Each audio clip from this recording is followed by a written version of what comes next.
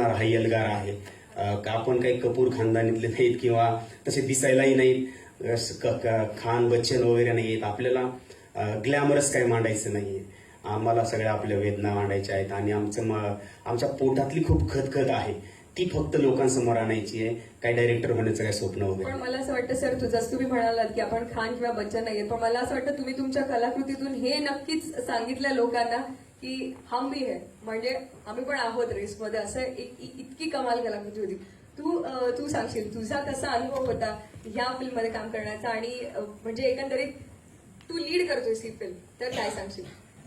Actually experience wise प्रत्येक curve खूप learning curve होता. बिकॉज मी पुण्यात राहिलो, बॉर्न अँड ब्रॉट अप.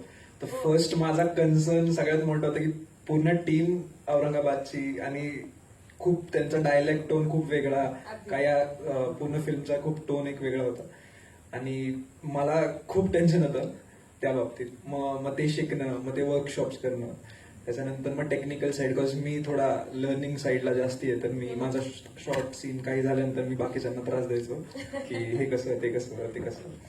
तर मग खूप आम्ही एकतर, कारण की लॉकडाऊन मध्ये शूट केलंय 2 वर्ष ऑलमोस्ट आम्ही शूटच करत होतो. तर मग प्रत्येक टाइमला काही ना काही नवीन शिकायला मिळालं. खूप चॅलेंजिंग एक्सपिरियन्स होता. अगदी बरोबर. आणि जसं तू म्हटलंस की born and brought up in Pune आणि तिकडचा तो भाषेचा लहेजा शिकणं, हे एक म्हणजे आय फील की हे बरंचसं चॅलेंजिंग आहे. म्हणजे तुला एखादा आम्हाला तसाच एखादा डायलॉग जर तुला ऐकवता आला त्याच लहेजाचा तर खूप छान ऍक्च्युली होतं. आता या मोमेंटला असं हे नाहीये की मी त्या टोन मध्ये राहील, पण हा खूप वर्क करून तिथे ते आलं. अगदी. पण मला थोडा इश्यू आहे की लँग्वेज वाईज आणि हे wise. I was in army school, तो अच्छा, मराठीची जास्ती सवय नाही. तू खूपच अशी लॉंग जम्प घेतली, मला असं म्हणायला हरकत नाही. This was leap of faith. Exactly. आणि and actually no, this was like much more the confidence that he and the team gave it to me. Absolutely, So absolutely. they used to sit and they used to like teach me की हे असं बोलायचं, हे तसं बोलायचं. क्या बात आहे. पण तू खूप छान, म्हणजे असं अजिबातच कोणाला जाणवलं नसणार आहे माझ्या मते की तू इतका अर्बन एरियामधनं येऊन असा एक रोल जो प्ले केलायस, खूप कमाल. म्हणजे तुला अगदी बॉडी लँग्वेज म्हणून, भाषेचा लहजा म्हणून खूप छान जमलाय. पण अनिल सर, मला हे विचारायचं की इतक्या लोकांना एकत्र आणणं, म्हणजे मी असं ऐकलं की 600हून जास्ती कलाकार आहेत ग्लोबल आडगावमध्ये, हे कसं मॅनेज केलं सर? म्हणजे इतक्या लोकांना एकत्र आणणं.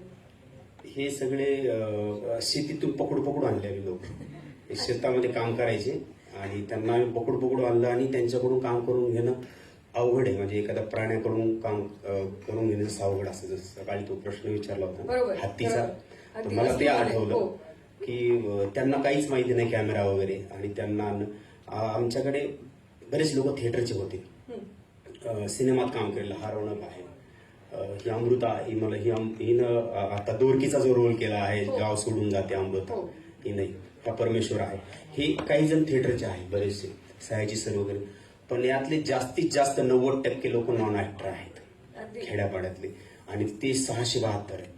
तर त्यांना सांभाळणं जरा कठीण होतं. आम्ही वर्कशॉप वगैरे घेतली त्यांची. तर मला शेवटी असं वाटलं की ज्या ऍक्टर लोकांनी ऍक्टिंग केली ना, त्यापेक्षा नॉन ऍक्टरने केलेली चांगली ऍक्टिंग होती. निश्चितच सर. आणि ते दिसतंय, म्हणजे अगदी